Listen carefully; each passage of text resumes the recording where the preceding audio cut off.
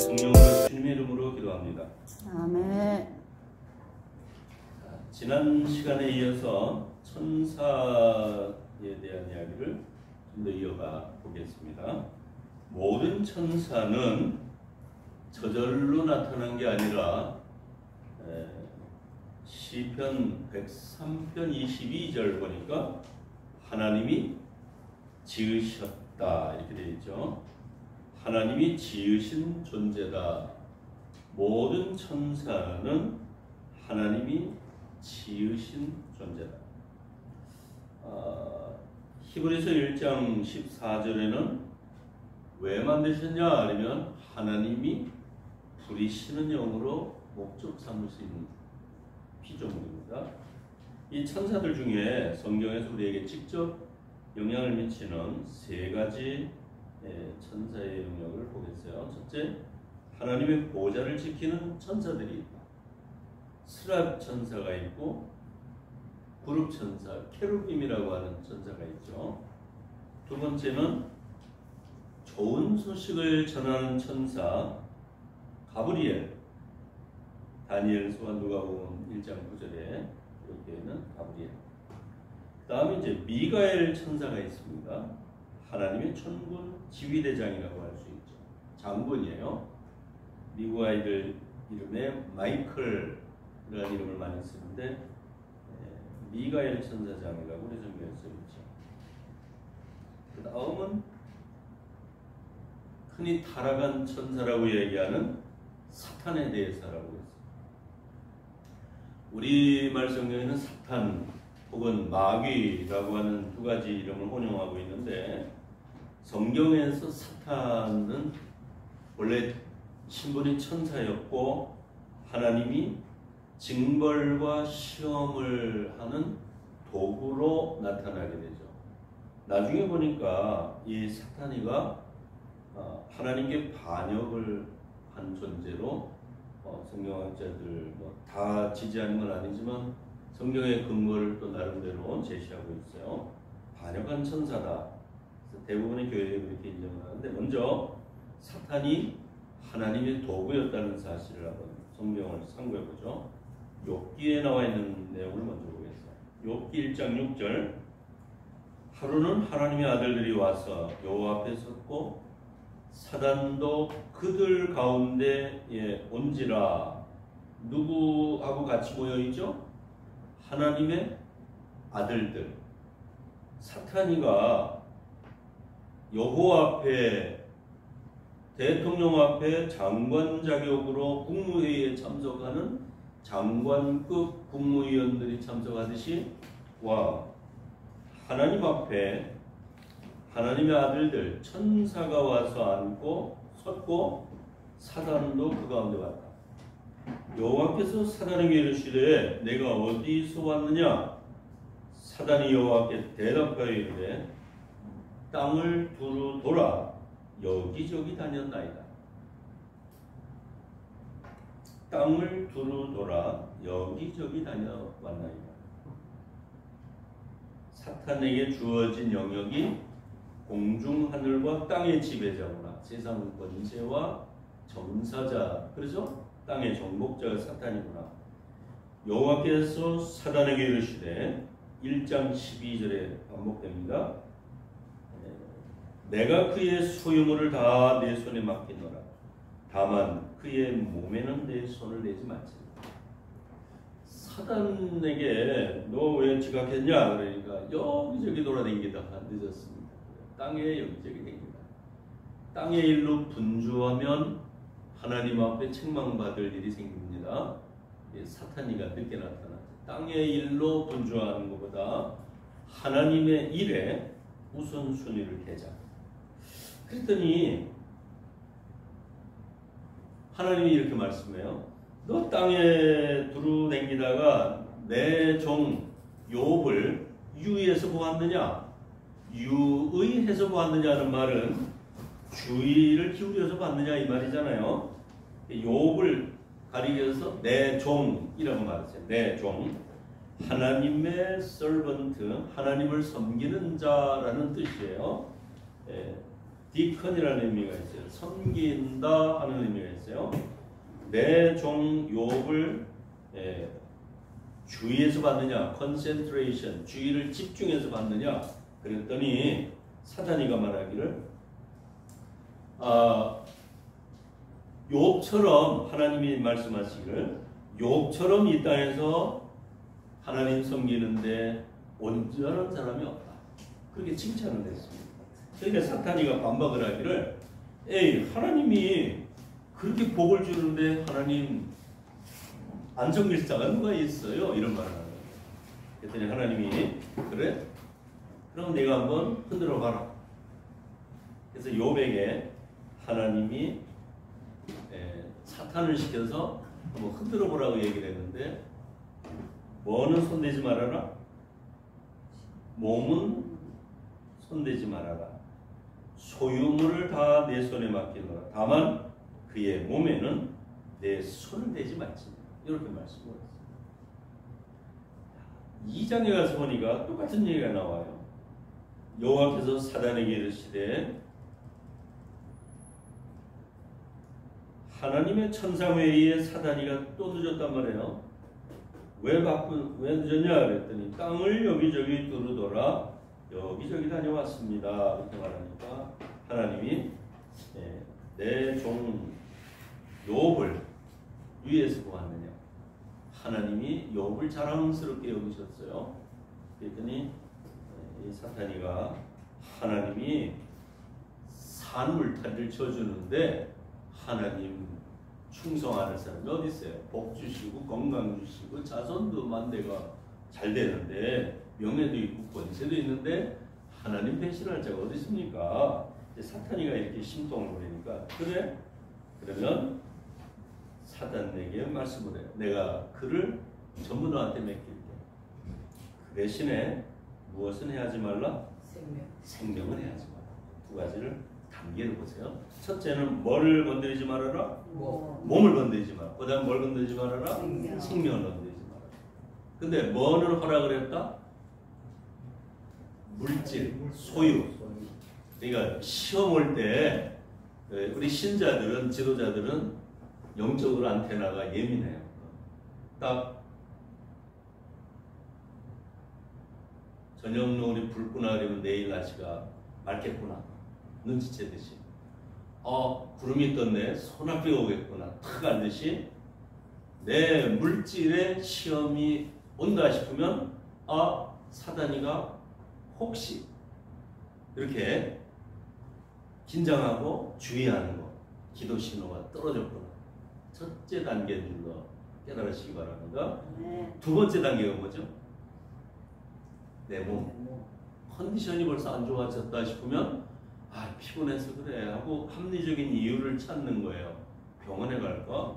시간이 언제가 좋지? 그런 생각들을 먼저 해요. 그런데 기도하는 사람은 제일 먼저 하나님하고 관계를 바르게 해야지.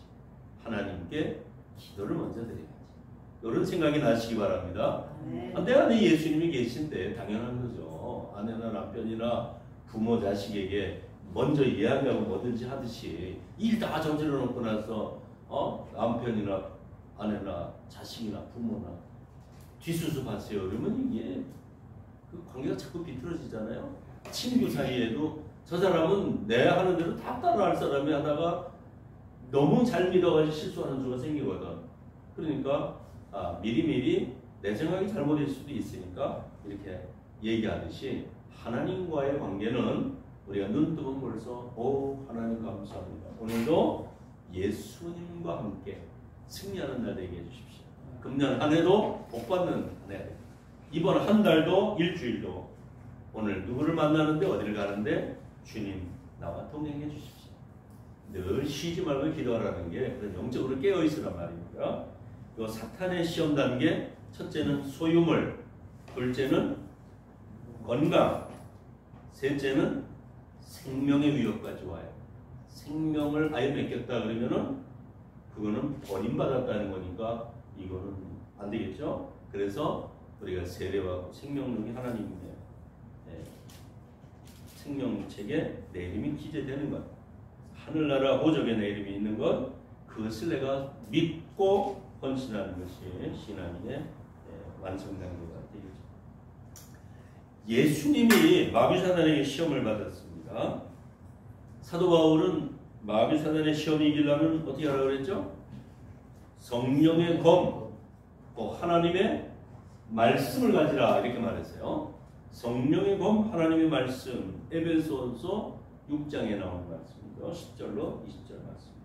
자, 마태복음 4장, 누가복음 4장 1절로 10절까지 마태와 누가가 예수님이 시험받은 사건을 아주 똑같이 4장에 기록했어요. 기억하기가 좋아요. 자, 마귀가 예수님을 사탄이가 시험한 거는 마귀가 4장에 사탄이가 시험했어요. 마사. 그죠? 누가도 사탄이가 시험한 게 몇 장에? 4장. 근데 기록 방식이 조금씩 달라요. 주의해서 보세요. 예수께서 누구에게 이끌려? 성령에게 이끌려 누구에게 시험을 받으러? 마귀에게 시험을 받으러 광야로 가사. 와, 누가 이끌었어요? 성령님이 이끌어서 마귀에게 시험을 받으러 광야로 가사. 광야는 나 도와줄 사람은 아무도 없고 물도 없고 전갈만 있고 춥고 덥고 해서 독감 걸리기 쉬운 데죠. 코로나 같은 거죠. 이런 데도 나 격리를 시켜주셨다. 외롭다. 그러면 마귀에게 시험을 받는구나 생각하지만 택함 받은 백성에게는 어떤 안테나가 있어야 된다? 아, 성령께서 허락하셨구나. 믿습니까? 성령님이 나를 이끄셨구나. 하나님이 나에게 복 주시려고 광야로 내모셨구나. 시험은 하나님이 직접 안 해요. 누가 직접 하죠? 사단이 간다고요. 하나님은 왜 안 막아주시나?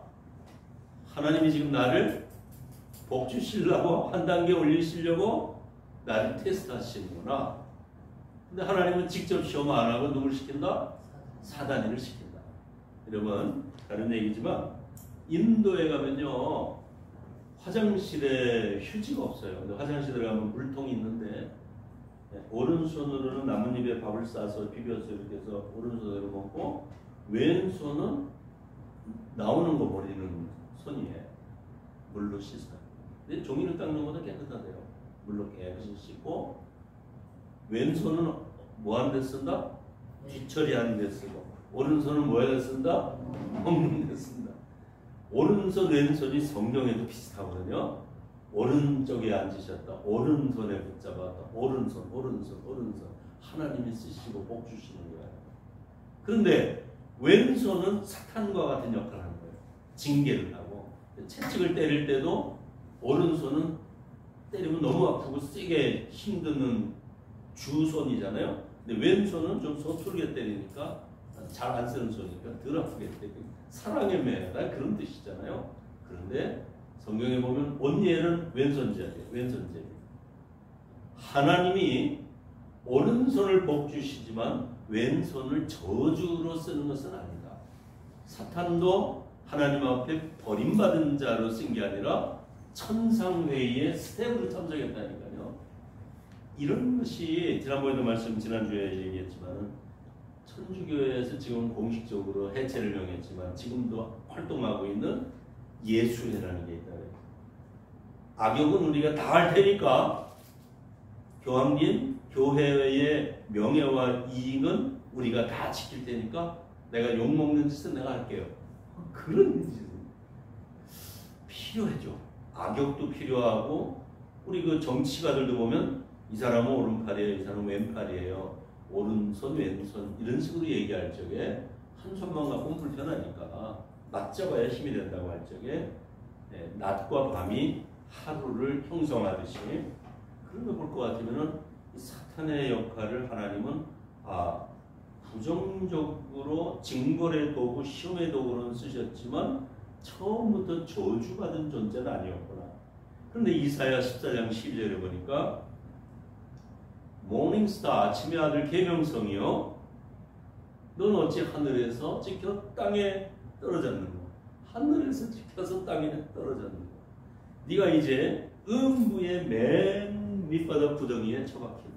이야, 사단이가 왜 그랬나 했더니 에스겔서 28장에 12절부터 19절까지 나오죠. 내가 지혜의 산 북극의 가장 높은 별 위에 올라 북극의 지폐의 산 최고 높은 자와 한번 힘겨루기를 해보리라. 하나님하고 도전해보겠다. 이 사단이가 너 두루왕 시도나 하고 말했지만 네가 옛적에는 에덴에 있어서 하나님의 낙원에서 화광석 사이에 왕래하였었도다. 누가? 사단이야. 에덴 동산에서는 뱀의 형상으로 아담과 하와를 탈환시켰지만 에스겔서 28장에 보니까 두로 왕에게 사단이 들어왔고 우리가 알고 있는 신바빌로니아에 그게 보니까 그 사단의 왕이 바로 인간의 왕의 폭군으로 등장하는 거죠. 교회에서 이제 이걸 원련하는 사람들이 교회에서 싸움할 때 그럽니다. 이 사탄 마귀야. 옆에 사람 보고 얘기해보세요. 하나님의 천사요. 그래야지. 싸울 때는 이 사탄이 올라가라 이러고 싸운다고. 그러면 내가 어디가 사탄이야 이러고 화가 길길이 터라. 그런 싸움이 교회에서 나는 걸 여러 번 봤는데 그렇구나. 이게 영적인 걸 가르쳐주면 기도하라는 얘기인데 싸울 때 써먹다니 이런. 속으로 생각을 해야지. 면제자 되고 사탄 마귀야 그러면 김정은이도 화낸다고요. 그렇죠? 그 다음 미사일 쏘면 어떻게 해? 나만 쏘내지. 이 사탄 마귀가 예수님에게 도전을 했는데 누가복음 4장 1절 보니까요. 내용이 달라요.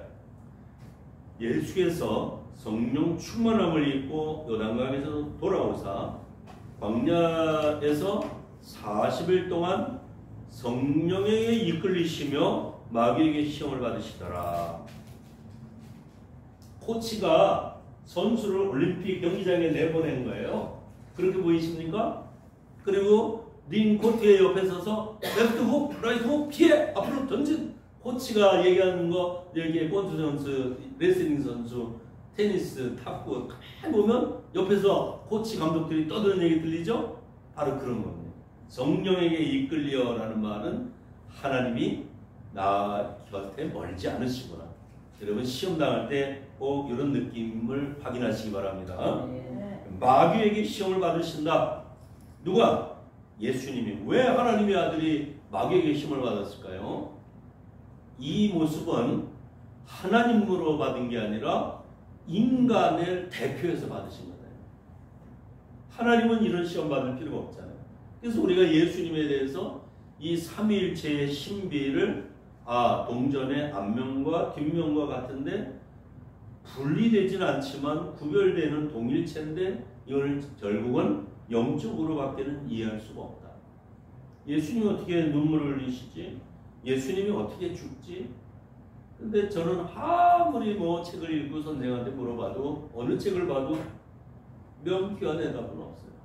그냥 촛불 3개 켜놓고 하나 촛불에 캔들 3개 불이 켜면 하나가 꺼지더라도 다른 불에서 옮겨 붙으면 또 다시 불 켜지고 그렇게 생일 케이크 촛불을 푹 껐는데 도로 푸르륵 살아나고 푹 껐는데 도로 푸르륵 살아나고 또 그런 걸 봤어요. 이야 저건 저절로 살아나네.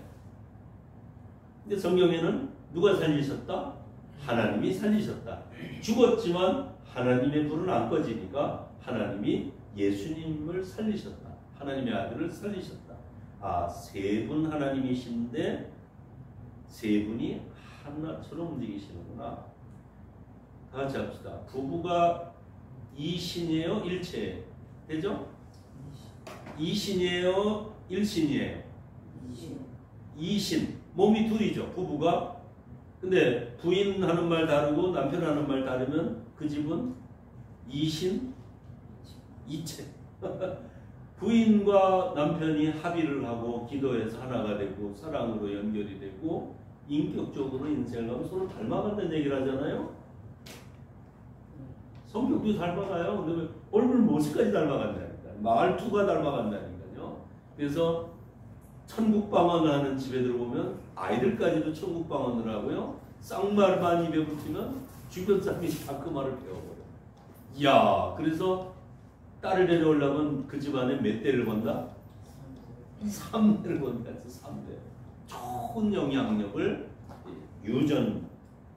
유물로 상속하는 믿음의 조상들 되시기 바랍니다. 바로 그런 뜻이에요. 여기 보면 마귀 사단에게 대해서 금식하신 후에 줄이신지라 40일 동안 아무것도 잡수시지 아니하시니 날수가 다함에 줄이신지라. 자, 시험을 40일 금식한 후에 받으셨나요? 40일 기간 동안 시험 받으셨나요? 야, 이거 어렵죠? 마태복음에 보면 금식하신 후에 줄이신지라, 그 다음에 시험하는 자가 와서 시험을 했고, 누가복음에는 이 모든 날에 아무것도 잡수시지 아니하시니 날수가 다함에 줄이신지라. 성령에게 이끌리며 마귀에게 시험을 받으시더라. 아, 마귀가 예수님의 마음의 시험을 또 줬나 보죠. 세 가지 중요한 시험 말고도 이런 시험을 뭐하러 받아? 하나님의 아들인데 하면서 마음에 생각이 들게 했을지 모른다. 니코스 카찬차스키라는 소설을 보면요, 하나님 뺀 인간의 모습만 나와요. 그래서 우리들도 아, 저런 시험을 당할 수 있겠구나 하는 힌트를 얻게 돼요. 혹시 여름철에 시간 내시면 그런 책도 한번 고등학교 때 읽어보시면 기억나실지 모르겠어요.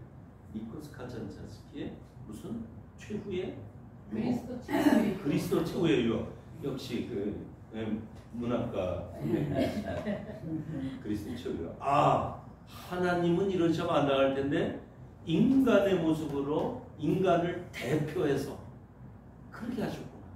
맨 하면은 남자가 아니라 인간으로 해석한다 그랬죠. 대표 단수. 우리 영문법에서 대표 단수 얘기하듯이 예수님이 인류를 대표해서 세컨 아담으로 오셨다.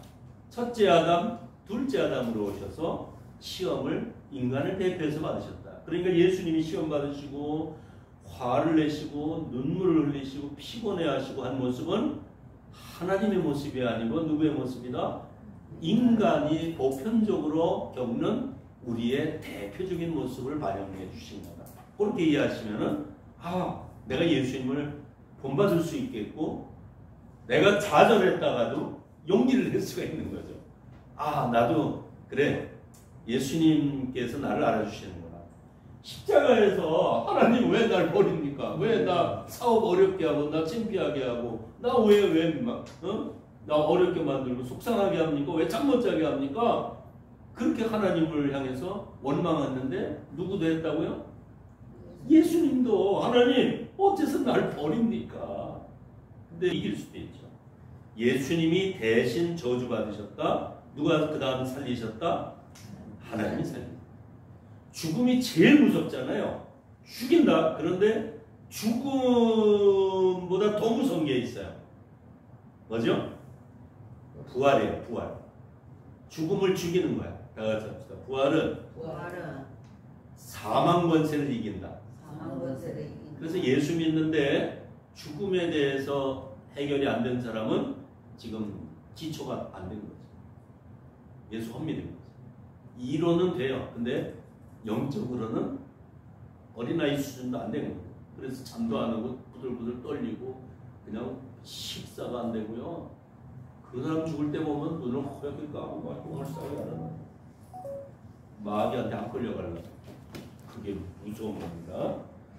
예수님하고 연합군이 되셔서 아, 예수님이 내 대신 버림받으셨고 십자가에 죽으셨고 예수님도 하나님이 살리셨으니 내가 예수님과 연합군이 되고 예수님의 포도나무에 접붙인 가지가 되면 생명의 원액을 받고 나는 죽어도 살겠고 살아서 예수님 재림하시면 변화체를 입고 들림받는다.